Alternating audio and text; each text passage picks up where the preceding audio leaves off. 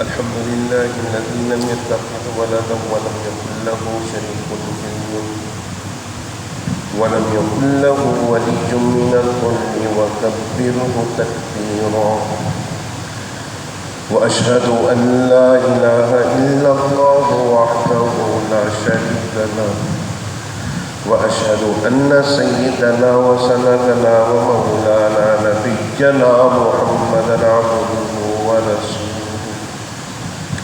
أرسله الله بالحق بشيرا ونذيرا وداعيا إلى الله بإذنه وسراجا منيرا صلى الله تعالى عليه وعلى آله وصحبه وبارك وسلم وعلى آله وصحبه وبارك وسلم تسليما كثيرا كثيرا.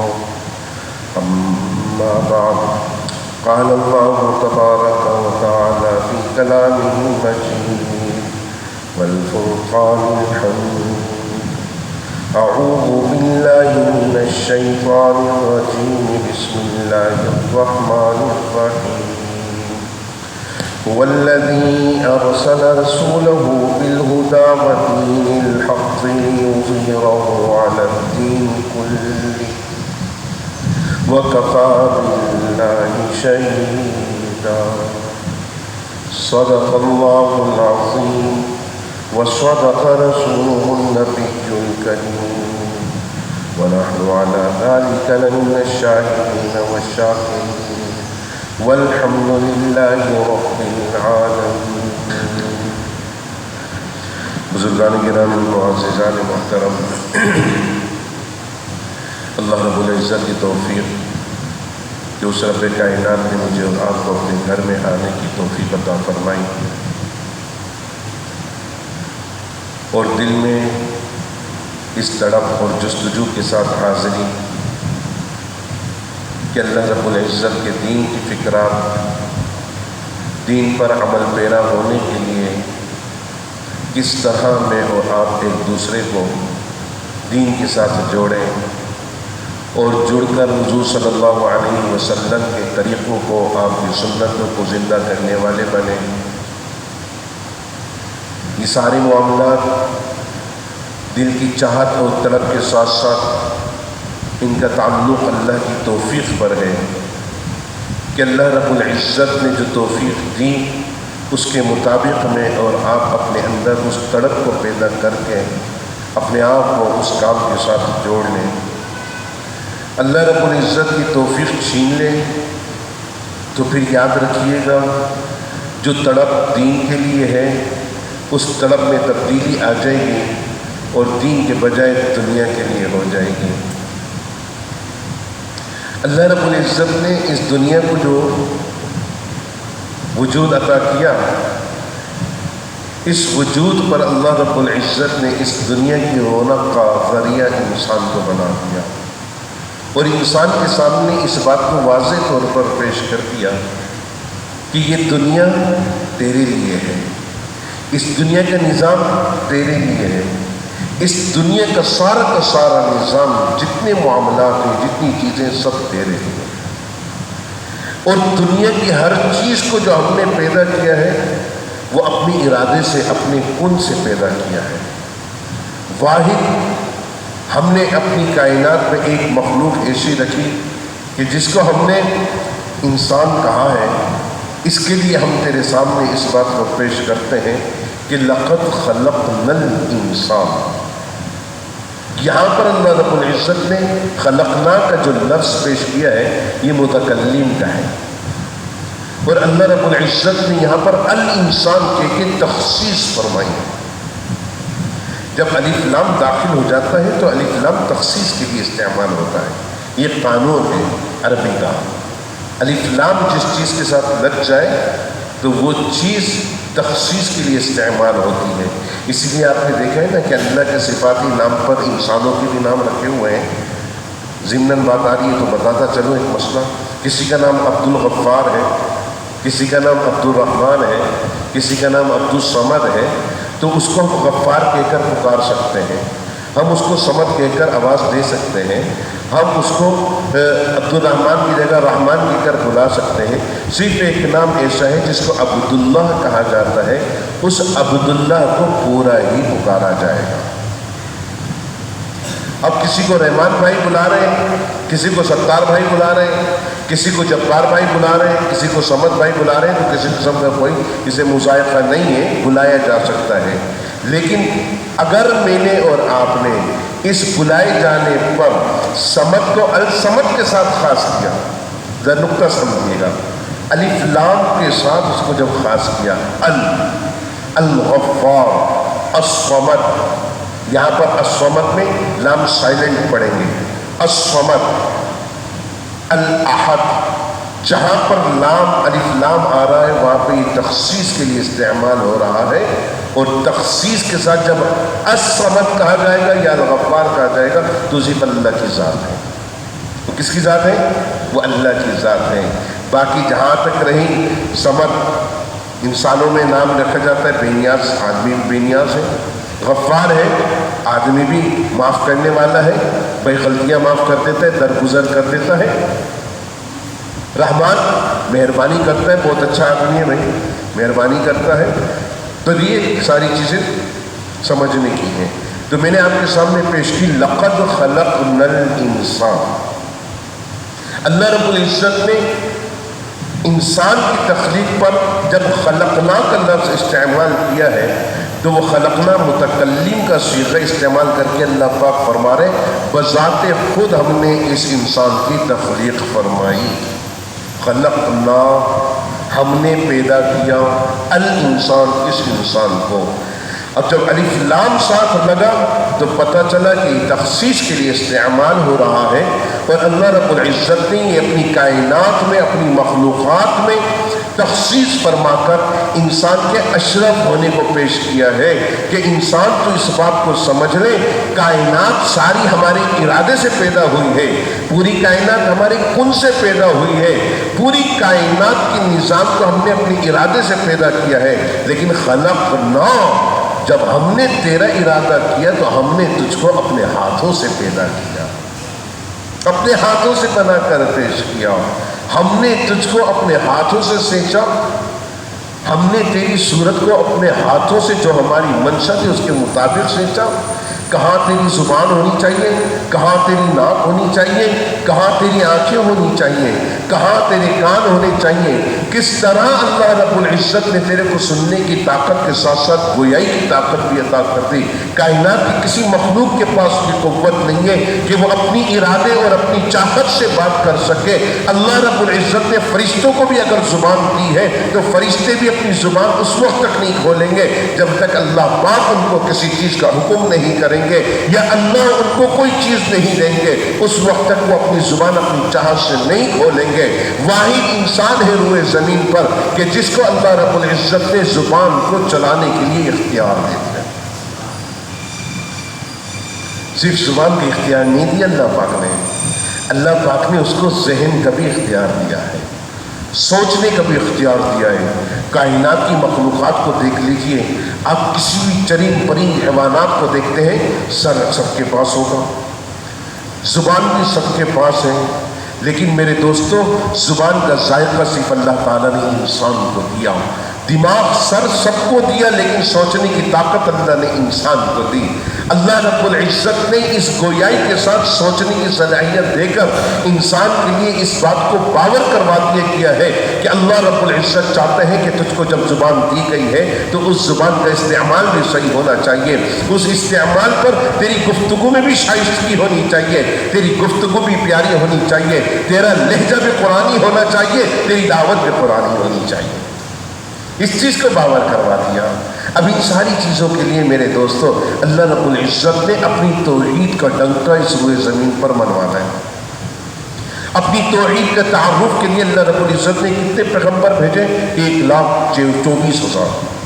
کم و بیش 1,24,000 پیغمبر تشریف لاتے ہیں، اور 1,24,000 پیغمبر اللہ کی توحید اور اس کی وحدانیت کو پیش کر رہے ہیں۔ ذرا اس بات پر توجہ دیجیے گا، ہر نبی ہر رسول آیا اللہ کی توحید کا پیغام لے کر آتا ہے، ہر نبی ہر رسول آتا ہے اللہ رب العزت کے پیغامات انسانیت کو سناتے ہیں، لیکن تمام نبیوں کو دیکھ لیجئے، تمام رسولوں کو دیکھ لیجئے، تمام نبیوں کی نبوت محدود، تمام رسولوں کی رسالت محدود۔ اللہ رب العزت نے تمام رسولوں اور نبیوں کی رسالت اور نبیوں کی نبوت کو محدود کر کے یہ بات باور کروانی تھی کہ ایک وقت ایسا آئے گا کہ ہم اس نبیوں کے سلسلے کو بھی موقوف کریں گے، ہم رسولوں کے سلسلے کو بھی موقوف کریں گے، رسولوں کو رسالت دے کر شریعت سے آگاہی دلائی تاکہ آنے والی انسانیت کو پتہ چل سکے کہ شریعت کس کو کہا جاتا ہے، آنے والی انسانیت کو باور کروایا جا سکے کہ اللہ رب العزت کی منشا اور چاہت کیا ہے۔ یہ شریعت اللہ کا مطالبہ ہے، اور اس شریعت میں اس مطالبے میں اللہ کیا چاہتا ہے؟ اللہ وہی چاہتا ہے جو اس کی منشا ہو۔ اب اس منشا کے تحت اللہ رب العزت چاہتے ہیں کہ میری منشا کا اکمال بھی ہو جائے، میری منشا کی تکمیل کے ساتھ ساتھ اس کا اختتام بھی ہو جائے، اور ان ساری چیزوں پر میں اس روئے زمین پر انسانیت کو یہ باور کروا دو کہ اے انسان، پوری کائنات تیرے لیے بنائی ہے، اس کائنات کو سمیٹنا بھی ہے، پوری کائنات کا نظام تیرے لیے بنایا ہے، اس نظام کو چلاتے ہوئے تیرے کو کنٹرول بھی دینا ہے، لیکن ایک وقت آئے گا کہ تیرے سامنے اس نظام کو سمیٹ دیا جائے گا، اور اس نظام کو جب سمیٹا جائے گا تو پھر تجھ کو اس وقت جا کے اس کے نتیجے سے آگاہی ملے گی کہ دنیا تیرے لیے بنی تھی اور تو کس کے لیے بنا تھا؟ زور سے بولو، اللہ کے لیے۔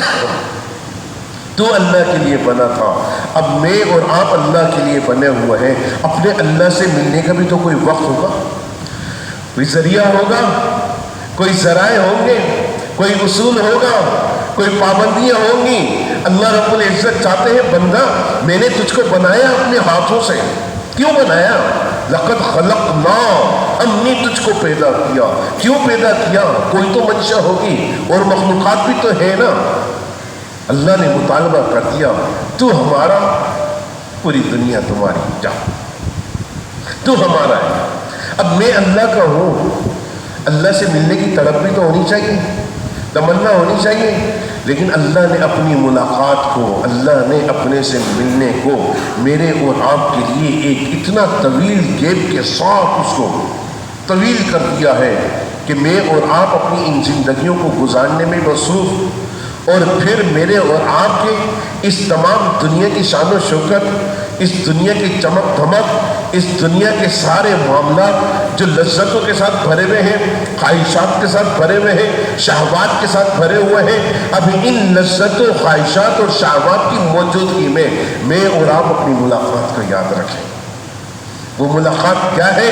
وہ رب کی ملاقات ہے، وہ ملاقات رب سے، اللہ رب العزت۔ دیکھیے قرآن میں کس طرح مجھے اور آپ کو بار بار باور کروایا جا رہا ہے، بار بار یاد کرایا جا رہا ہے۔ من اعرض عن ذکری، جو کوئی ہمارے قرآن سے اعراض کرے گا، فَإِنَّ لَهُ مَعِيشَةً ضَنْكَ، ہم اس کے لیے دنیاوی معاملات میں اس کی معیشت سے لے کر اس کی اقتصادیات، اس کے سارے معاملات، اس کی معاشرت سب کو تنگ کر دیں گے۔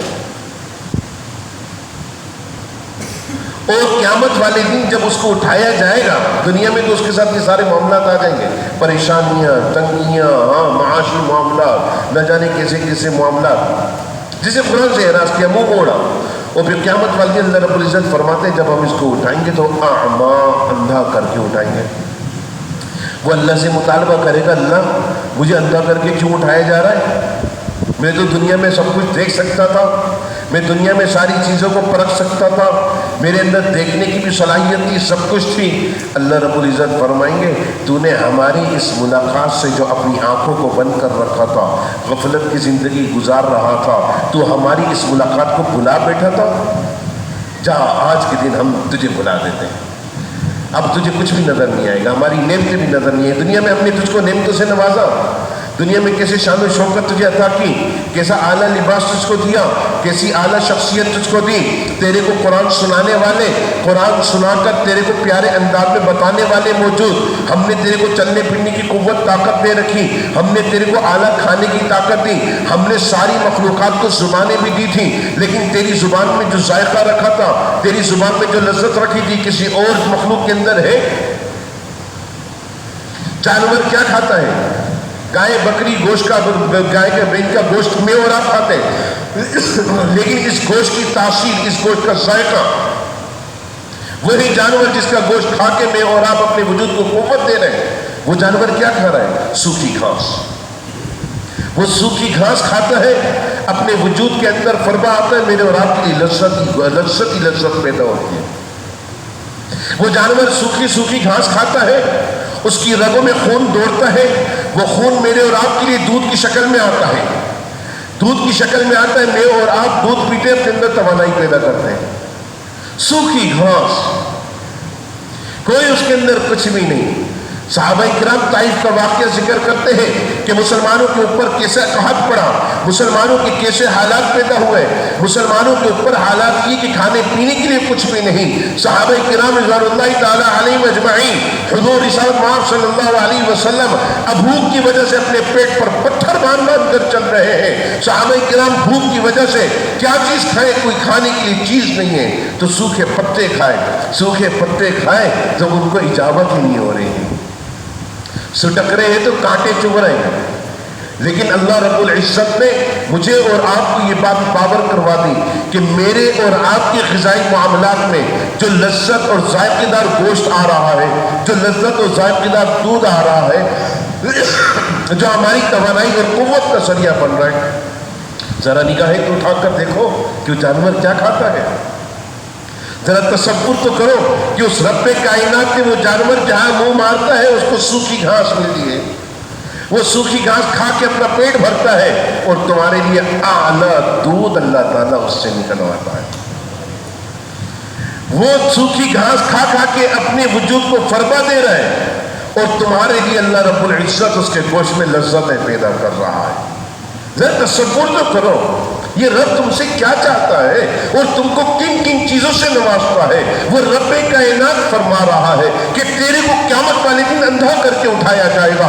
کس بنیاد پر؟ جب تو قرآن سے اعراض کرے گا، جب تو قرآن سے منہ موڑے گا، جب تو قرآن سے تعلق توڑے گا. تیرا قرآن سے تعلق ٹوٹا، رب کی ذات سے تعلق ٹوٹا. تیرا قرآن کے ساتھ تعلق جڑتا ہے، قرآن والوں کے ساتھ تعلق کا ثبوت ملتا ہے. تیرا قرآن والوں کے ساتھ تعلق کا ثبوت ملتا ہے، محمد الرسول اللہ کا طریقہ ملتا ہے، محمد الرسول اللہ کے طریقے کو زندہ کر کے چلتا ہے. اور جب تو محمد الرسول اللہ کے طریقے کو زندہ کر کے چلتا ہے تو اللہ تجھ کو اپنی آغوش رحمت میں لے لیتا ہے. اور جب تو اللہ کی آغوش رحمت میں آتا ہے تو اللہ رب العزت تیرے لیے دین کے فہم اور سمجھ عطا فرماتا ہے. تیرے تعلقات ایک دوسرے کے ساتھ جڑنے شروع ہو جاتے ہیں. تیرے تعلقات میں ایک تفکرات تجھے دے دیے جاتے ہیں، ایک فکرات دے دی جاتی ہے کہ ایک دوسرے کو جوڑ کر ایک دوسرے کو صحیح راستے پہ لگانے کے لیے میں کون سا لاہ عمل طے کروں، میں کون سی چیزیں پیدا کروں، کون سی چیزیں پیش کروں، کون سی چیزیں پیش کر کے ان سارے لوگوں کو اختلافات سے دور کر دو. ان سارے لوگوں کے سامنے قرآن کی دعوت کو پیش کر کے اللہ وحدہ لا شریک کے بتائے ہوئے طریقوں کے مطابق محمد الرسول اللہ کی سنتوں کو زندہ کرنے کے لیے ایک دوسرے کے ساتھ مل جل کر بیٹھنا، ایک دوسرے کے لیے جوڑ پیدا کرنا، ایک دوسرے کی زندگیوں کو سنبھالنے کے لیے کیا طریقہ، کیا حربہ اختیار کرو. اللہ رب العزت نے توفیق دی. علم کا صحرا سجا. علم کا صحرا سجنے کے بعد اللہ نے دلائل کی دنیا کا بادشاہ بنایا، اور جب دلائل کی دنیا کا بادشاہ بنا کر پیش کیا تو آپ صلی اللہ علیہ وسلم کے علم کے وارث کی وراثت کی تاج پہن کر منبر رسول پر بیٹھ کر اللہ کے دین کی دعوت دینے کا کام شروع کیا. اور جب کام شروع کیا تو پتہ چلا کہ اللہ کے بندوں کو اللہ کے دین کی طرف لانے کا ذریعہ یہی مساجد اور مدارس اور منبر رسول ہے. میرے محترم دوستو، آج اللہ کا دین مجھے اور آپ کو دعوت دے رہا ہے. کس بات کی دعوت دے رہا ہے؟ کہ اللہ کی توحید کے متوالے بن جاؤ. 1,24,000 پیغمبر آئے تو اللہ رب العزت نے لازمی بات ہے اپنے سے ملاقات کا بھی کوئی ذریعہ تو رکھنا ہے نا. وہ قیامت کو دن رکھنا ہے، اور قیامت آنے کے لیے لازمی بات ہے دنیا کو سمیٹ لینا ہے، دنیا کے نظام کو سمیٹنا ہے. اور قیامت آئے گی، دنیا کا نظام سمٹ جائے گا، اور جب دنیا کا نظام سمٹ جائے گا تو اللہ رب العزت کی طرف سے آخرت کا دن شروع ہو جائے گا، اور جب آخرت کا دن آئے گا تو الیس اللہ بأحکم الحاکمین، ہاں کہ اللہ رب العزت کی اس حاکمیت کو تو تسلیم نہیں کرے گا جو تمام حاکمیت اختیار کرنے والے بادشاہوں کا بادشاہ ہے؟ وہ اللہ رب العزت کی حاکمیت کو بھی تو پہچاننا ہے دوستو۔ آج مختلف میرے اور آپ کے سامنے ذرائع آتے ہیں، مختلف ملوک بادشاہ میرے اور آپ کے سامنے آتے ہیں، سربراہ حکمران آتے ہیں، اپنے آپ کو بادشاہ بنا کر چلتے ہیں۔ آج پوچھا جائے گا این الملوک، کہاں ہے تمہارے وہ بادشاہ، ہاں جو دنیا میں بڑے زوراور بنے ہوئے تھے؟ این الملوک؟ آج بادشاہت صرف اللہ کی ہوگی، آج اللہ کی بادشاہت ہوگی، اور اللہ نے اپنی بادشاہت کو ثابت کرنے کے لیے کائنات کے نظام کو سمیٹ کر اپنی اس بندوں کو بتانا ہے، باور کروانا ہے کہ ہم نے تم کو جو اپنے لیے بنایا تھا، یہ ایک طویل وقت گزارنے کے بعد اس کائنات کو سمیٹا تو اب تم سے ملاقات کا ذریعہ بنا۔ آج وہ لوگ آ جائیں جو اللہ کی منشا کے مطابق، اللہ کی چاہت کے مطابق دین کی پابندی اختیار کر کے چل رہے تھے، اور پھر دین کی پابندی اختیار کر کے چل رہے تھے، آج وہ اللہ کی آغوش رحمت میں آ جائیں۔ میرے دوستوں، ان ساری چیزوں کو سمیٹنا ہے نا، پھر اللہ سے ملنا بھی تو ہے نا، لیکن اللہ رب العزت سے ملنے کے لیے میرے اور آپ کے سامنے پہلے دنیاوی کچھ معاملات ہیں، ان کو بتانا ہے۔ دنیاوی معاملات کو بتانا ہے، نہیں بتانا؟ اس کے لیے اللہ رب العزت نے تمام نبیوں کی سرداری کا تاج محمد الرسول اللہ کے سر پر رکھ دیا، اور محمد الرسول اللہ صلی اللہ علیہ وسلم کے سر پر رکھ کر آپ صلی اللہ علیہ وسلم کو ایک شریعت کی پابندی کے ساتھ ایک ایسی شریعت عطا فرما دی جس شریعت کے لیے اللہ رب العزت نے فرما دیا ان عند اللہ الاسلام۔ اس بات کو پہچان لو کہ اللہ کے نزدیک جو شریعت ہے وہ صرف اسلام کی ہے، اور اسلام کی شریعت پر محمد الرسول اللہ صلی اللہ علیہ وسلم کے سر پر جو ہم نے تمام نبیوں کی سرداری کا تاج رکھا ہے، محمد کی امت کے اوپر تمام امتوں کی سرداری کا تاج رکھا ہے، ہم یہ چاہتے ہیں کہ اس تاج کے ہوتے ہوئے اب کسی دوسرے تاج کی ضرورت نہیں ہے۔ محمد الرسول اللہ کے بعد اب کسی نبی رسول کی ضرورت نہیں ہے۔ محمد کو اللہ کا نبی تسلیم کرنا کافی نہیں ہے، محمد الرسول اللہ کو اللہ کا آخری نبی ماننا پڑے گا۔ محمد الرسول اللہ صلی اللہ علیہ وسلم کی رسالت کو آخری رسالت مان کر آپ کی شریعت کی اتباع میں میں نے اور آپ نے اس بات کو بھی کائناتی انسانیت کے سامنے باور کروانا ہے کہ ہم محمد الرسول اللہ کے دین کے پیروکار، محمد کی ختم نبوت کے محافظ، ہم محمد الرسول اللہ کے نظام کے محافظ، آپ صلی اللہ علیہ وسلم کے نظام کے محافظ بن کر ہم پوری ہوئے زمین پر تمام ادیان باطلہ پر چاہتے ہیں کہ اللہ کی منشا یہ ہے کہ تمام ادیان باطلہ پر دین کا غلبہ ہو، اور وہ غلبہ صرف محمد الرسول اللہ کی دین کا ہو، اور محمد الرسول اللہ صلی اللہ علیہ وسلم کی شریعت اور دین کے مطابق زندگی گزارنے کے لیے مجھے اور آپ کو حکم ہوا کہ قرآن کے ساتھ تعلق جوڑ لو۔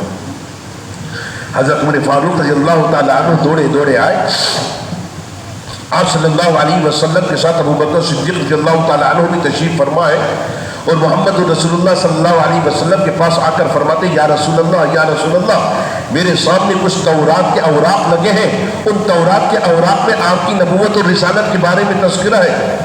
وہ اس تورات کے الفاظ پڑھنا شروع کرتے ہیں، ابو بکر صدیق رضی اللہ تعالیٰ عنہ مسلم میں آ جاتے ہیں، آپ صلی اللہ علیہ وسلم کا چہرہ اطہر سرخ ہو جاتا ہے۔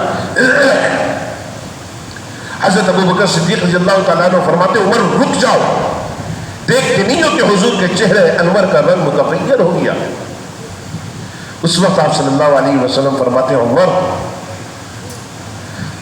اگر آج کے دن موسیٰ بھی ہوتے ہیں تو وہ موسیٰ بھی میری شریعت کے پیروکار ہوتے ہیں، وہ موسیٰ بھی مجھ محمد کی نبوت پر بیعت کر کر مجھ محمد کی نبوت کے مطابق زندگی بسر کرتے اور میرے امت ہی بن کر رہتے۔ عیسیٰ علیہ السلام ہوتے تو وہ بھی میری شریعت کے پیروکار ہوتے، اپنی کتاب کے پیروکار نہ ہوتے۔ اللہ نے یہ بات باور کروا دی ہے، تمام نبیوں کی نبوت، تمام رسولوں کی رسالت، ہم نے ان کی تمام شریعتوں کو منسوخ کر دیا ہے۔ منسوخ کے معنی کیا ہے؟ کیا وہ شریعتیں غلط تھیں؟ کیا وہ احکامات غلط تھے؟ کیا وہ چیزیں عمل پیرا ہونے کا ذریعہ نہیں تھیں؟ تھیں دوستو، لیکن اللہ نے ان کو منسوخ کر دیا. اب منسوخ کو سمجھنے کے لیے ایک چھوٹی سی دنیاوی مثال دیتا ہوں. میرے اور آپ کے سامنے کوئی بھی پروڈکٹ آتی ہے، مثال کے طور پہ کوئی ادویات لے لیجیے. ادویات پر تاریخ تنسیخ لکھی ہوتی ہے، پڑھتے ہیں آپ نہیں پڑھتے؟ ایکسپائر ڈیٹ، ایکسپائر ڈیٹ لکھا ہوتا ہے نہیں ہوتا؟ مینوفیکچرنگ ڈیٹ نیچے ہوگی، ایکسپائر ڈیٹ اوپر ہوگی. پہلے ایکسپائر ڈیٹ پڑھ لو. اب دوستو یہ بتائیے اس کی ایکسپائر ڈیٹ سے پہلے اس کو استعمال کیا جا رہا ہے نہیں کیا جا رہا؟ کر رہے ہیں نا سب استعمال. لیکن جب اس کی ایکسپائر ڈیٹ آ جائے گی تو کوئی بھی سمجھدار آدمی اس کی تاریخ تنسیخ کے بعد اس کو استعمال نہیں کرے گا. لیکن یہ کہنا کہ منسوخ ہونے کے بعد یہ کہیں کہ وہ پہلے بھی فائدہ مند نہیں تھی تو غلط ہو جائے گا. وہ اپنی تاریخ تنسیخ سے پہلے اس کا استعمال فائدہ مند تھا. اسی طرح شریعتیں جو منسوخ ہوئی ان کو ہم تنسیخ سے لیں گے. ان کے لیے اللہ تعالیٰ نے ایک مقام، ایک مدت رکھ دی. ان کے لیے ایک مدت رکھ کر اللہ تعالیٰ نے یہ بات باور کروا دی کہ ان نبیوں کی نبوت اپنے علاقائی سطح پر علاقائی لوگوں کے لیے تھی. ان رسولوں کی رسالت اپنے مقام کے لیے تھی. لیکن محمد الرسول اللہ کی رسالت عالمگیری رسالت ہے. محمد الرسول اللہ کی رسالت اللہ رب العزت کی طرف سے ایک ایسی عالمگیری رسالت ہے کہ وہ تمام جہان کے لیے ہے. اور اللہ رب العزت نے اس کے لیے بھی ایک مدت رکھ دی ہے، اور وہ مدت اختتامی مدت رکھ کر یہ بات واضح کرتی ہے کہ محمد کی رسالت قائم رہے گی. محمد کی رسالت مٹے گی تو قیامت برپا ہوگی. محمد کی رسالت قیامت تو برپا ہو سکتی ہے لیکن محمد الرسول اللہ کی رسالت ختم نہیں ہو سکتی، قیامت تک برقرار رہے گی. باقی عیسیٰ علیہ السلام جب آئیں گے وہ بھی محمد کے امتی بن کر آئیں گے، نبی اور رسول بن کر نہیں آئیں گے. یہودیت آج ہمارے سامنے دین ابراہیمی کی بھی بات کر لیں، لیکن محمد الرسول اللہ سب کہو صلی اللہ علیہ وسلم وہ محبوب کائنات ہیں کہ جن کے سر پر تمام رسولوں کی رسالت کا تاج رکھا ہے. اب جب محمد الرسول اللہ کی رسالت موجود ہے جو قیامت تک موجود رہے گی، ان کی موجودگی میں پھر کسی اور دین کا نام یا کسی اور نبی اور رسول کا نام لے کر ہم کہیں کہ اس کی شریعت کے پیروکار یا اس کے دین کے پیروکار بن جائے تو اس کو ایکسیپٹ نہیں کیا جائے گا. واضح طور پر دین نے کہہ دیا محمد الرسول اللہ کی لائی ہوئی تعلیمات، محمد الرسول اللہ کا لایا ہوا دین، محمد الرسول اللہ کا پیغام نبوت، اب تمام پیغام نبوت کے اوپر اللہ تعالیٰ نے اس کو حاوی کر دیا ہے. اب اگر کوئی اور کسی نبی کی بات کرے گا تو صاف واضح طور پر کہہ دیا جائے گا ناٹ ایکسیپٹیبل، واضح طور پر کہہ دیا جائے گا. اب اگر ایکسیپٹ کرنے کے لیے کوئی شریعت ہے تو صرف محمد الرسول اللہ کی ہے، اور میں اور آپ اس شریعت کے پیروکار امت مسلمہ میں اپنے آپ کو عاشق رسول کہلواتے نہیں کہلواتے؟ عاشق رسول ہے نا انشاءاللہ. ہم سب کے دلوں میں محمد الرسول اللہ کی چاہت اور محبت بھی ہے، تو ہم نے اس چاہت اور محبت کا ثبوت دینا ہے. اللہ نے فرما دیا ہے کہ لیظہرہ علی الدین کلہ، ہم نے جو محبوب کائنات کو بھیجا، محبوب کائنات کو جو شریعت دے کر بھیجا، محبوب کائنات کو جو شریعت عطا کی ہے، اس شریعت کو اللہ رب العزت چاہتے ہیں کہ تمام ادیان باطلہ کے اوپر اس کا ظہور قائم ہو جائے، اس کا غلبہ آ جائے. اس کا غلبہ کیسے آئے گا؟ میں اور آپ اختلاف برپا کریں گے تو غلبہ ہوگا، یا اتحاد سے غلبہ آئے گا؟ اتحاد سے غلبہ آئے گا. دوستو مسلکوں کی تفریق ختم کر دو، دین واحد دین اسلام کے پیروکار بن کے اللہ کی توحید کے متوالے بن جاؤ. اللہ کا مطالبہ ہے کہ تم اگر میرے قریب ہونا چاہتے ہو، ان کنتم تحبون اللہ، اگر تم چاہتے ہو کہ اللہ تم سے محبت کرے تو یاد رکھنا اللہ رب العزت کی محبت محمد الرسول اللہ کی محبت کے ساتھ جڑی ہوئی ہے. محمد الرسول اللہ کی محبت تمہاری اطاعت کا ثبوت ہوگا کہ تم محمد سے محبت کرتے ہو. اگر تم اطاعت نہیں کرتے، محمد کے طریقوں کو نہیں اپناتے، محمد کی سنتوں کو زندہ نہیں کرتے، قرآن کے مطابق زندگی بسر نہیں کرتے، تو محمد سے بھی محبت نہیں ہے. اگر محمد کی اطاعت کرو گے تو پھر اللہ تم سے محبت کرے گا. دوستو اللہ رب العزت چاہتے ہیں کہ میرا بندہ میرے آگے سر جھکائے، میرا بندہ بار بار میرے پاس آئے، میرا بندہ بار بار میرے گھر کا رخ کرے، میرا بندہ بار بار میرے سامنے ہاتھ باندھ کر کھڑا ہو، میرا بندہ بار بار سر جھکا کر رکوع کی حالت میں کھڑا ہو جائے، میرا بندہ بار بار سجدہ ٹیک کر میرے قدموں میں اپنی پیشانی کو رگڑنے والا بن جائے. ایک دفعہ نہیں، دو دفعہ نہیں، تین دفعہ نہیں، 24 گھنٹے میں 5 मरतबा अल्लाह ताला ने ये मौका दिया। अगर इन मौकों को मैं और आप गवा दें और इस मौके से मैं और आप फायदा न उठाए तो दोस्तों जिंदगी बड़ी तेजी के साथ गुजर रही है। हालात आपके सामने आ रहे हैं, कैसे कैसे हालात आ रहे हैं। अब तो खबर एक आपके मरने की नहीं आती है, 5, 10, 15 एक साथ मरते हैं। अल्लाह रहमत फरमाए, बड़ी अमवात आ रही हैं और बड़े हादसात आ रहे हैं। हादसात के साथ साथ ऐसा महसूस होता है वो आजकल पता नहीं इस छछुंदर ने हमारे साथ क्या कर रखा है। बड़ा अजीब छछुंदर है, टाइम पास नहीं होता, अजीब छछुंदर है। हाँ, घर पे बड़ा फोन रखा हुआ है, उसको जब तक देखो नहीं कितने व्हाट्सअप आए चैन नहीं आता है। सच्ची बात बता रहा हूँ, देखे बगैर सोना नहीं है, चाहे 10 मिनट दो, लेकिन देना पड़ता है, उठाना पड़ता है। अपनी जगह से दूसरी जगह जाते हो देखना पड़ता है, हाँ यार क्या है, तो उस कमबख्त व्हाट्सएप में ऐसी ऐसी चीजें आती हैं, दिल तेज जाता है। रात को 11:30 पौने 12 बजे एहलिया आई मेरे पास तो कहने लगी वो आपने देखा कि जहाँ जहाँ सुनामी आया। मैंने कहा नहीं, वो खोलिए देखिए उसमें। मैंने कहा चलो देखते हैं। उसमें बैठा देखो 1, 2, 3, 4 इस पानी ऐसा जोर आवर अनमान वल हफीज। लोग समंदर के आगे बिल्कुल उड़ियानियत की हालत में। यूरोप में पता नहीं, रशिया में कहाँ आया मुझे तो इस चीज का भी पता नहीं है। कब है? रशिया में, रूस में आया। हाँ? वो देखा उसमें वो घूम रहे थे, तफरी कर रहे हैं और पानी ऐसे जो बिफर रहा है ऐसे ऊपर किया और सारों को दबा दिया, किसी का पता ही नहीं चला। सब के सब हालात, वो बड़ी बड़ी बिल्डिंग है, वो गाड़ियां ऐसे खिलौनों की तरह उड़ रही थी। दोस्तों कैसे कैसे हालात मेरे और आपके सामने आते हैं। ये हालात इसलिए आते हैं ताकि मैं और आप इबरत पकड़ें। दोस्तों ये हालात मेरे और आपके सामने इसलिए आते हैं। मैं इस्लामाबाद गया हुआ था, इस्लामाबाद में वहां पर क्या नाम है, कागान, नारान, इन जगहों पे जिस तरह वो सैलाब, पानी का सैलाब नहीं आ रहा था, पहाड़ों के पत्थरों का सैलाब आ रहा था। अल्लाह अकबर, देख के खुदा की कसम रूह फना होती है, वजूद कांपने लगते हैं, इसलिए टांगों में जान नहीं है। आज लोग ऐसे मदे मदे ले लेकर देख रहे हैं।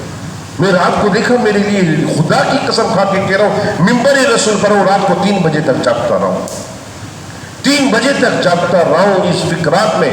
अल्लाह कैसा ज़लज़ला। मैं बार बार सो रहा हूँ तो ऐसा महसूस हो रहा है, कान में सीधी करवट में सो रहा है, ऐसा महसूस हो रहा है कुछ हिल रहा है मेरे से। आखिरकार मैंने कहा यार कैसा मैं बेहिस बन जाऊँ, उठूँ यार 2 रकत नफिल पढ़ के अल्लाह के आगे 2 आंसू भागूँ कि या अल्लाह ऐसे अज़ाबात से महफूज रख। मोहम्मद की उम्मत है, मोहम्मद की उम्मत बेचारी भूली हुई है, अपना रास्ता भूल रही है। दोस्तों अपने रास्ते पे आ जाओ, अल्लाह की पुकार को समझ लो कि अल्लाह मुझसे और आपसे क्या चाहता है। अल्लाह मुझसे और आपसे चाहता है कि गफलत की ज़िंदगी छोड़। अल्लाह चाहता है मोहम्मद रसूलुल्लाह की इस शरीयत पर कुरान को भी तुमने मजलूम बना दिया, कुरान को भी औराक में लपेटा हुआ, औराक में हमने तुम्हारे सामने पेश किया हुआ है, तुमने जुज़दानों में लपेट कर उन औराक को ऊंची ऊंची जगहों पे रख दिया। ऐसा न करो। जिंदगियां बड़ी तेजी के साथ गुजर रही है। सुबह का भूला शाम को लौटेगा, उसको भूला नहीं कहा जाएगा। तौबा के दरवाजे खुले हुए हैं। अल्लाह रब्बुल इज़्ज़त के महबूब नबी की पुकार सुनाने वाले सुना रहे हैं, कुरान पढ़ पढ़ कर सुना रहे हैं, अल्लाह की तरफ बुला रहे हैं। दोस्तों बड़ी तेज़ी के साथ ज़िंदगी गुजर रही है। इन हालात से सबक सीखो, सबक सीख कर अपने दिलों की ज़िंदगी को तब्दील करने वाले बन जाओ। अल्लाह से दुआ करो, अल्लाह मेरे और आपके दिलों की दुनिया को बदल दे। अल्लाह अपने महबूब का सच्चा उम्मती बना दे, अपने महबूब की सच्ची इत्तिबा की तौफीक नसीब फरमा दे। न जाने कब तक की ज़िंदगी है, आपस की इख्तिलाफ में गुजार दोगे, आपस में लड़ना झगड़ना, एक दूसरे के पाँव खींचना, एक दूसरे को बुरा भला कहना, इसी में ज़िंदगी गुजार दोगे क्या? अल्लाह ने तुमको बहुत आला ज़िंदगी अता फरमाई है। लक़द ख़लक़नल इंसान फ़ी अहसनी तक़वीम, अपने हाथों से हमने तुझको सेंचा था, लेकिन तू अपने अमलों से सुम्मा रददनाहु अस्फ़ला साफ़िलीन, हाँ नीचे से नीचे होता जा रहा है। क्यों? हमने तो तुझको अशरफ बनाया था। तू अपनी ज़िंदगी के मकासद को पहचान जा, तू फरिश्तों से ज़्यादा ऊंचा हो जाएगा। अपनी ज़िंदगी के मकासद से हटता है, जानवरों से ज़्यादा बदतर हो जाएगा। अल्लाह हम सब की हिफाजत फरमाए। व आखिरु दावाना अल्हम्दुलिल्लाहि रब्बिल आलमीन।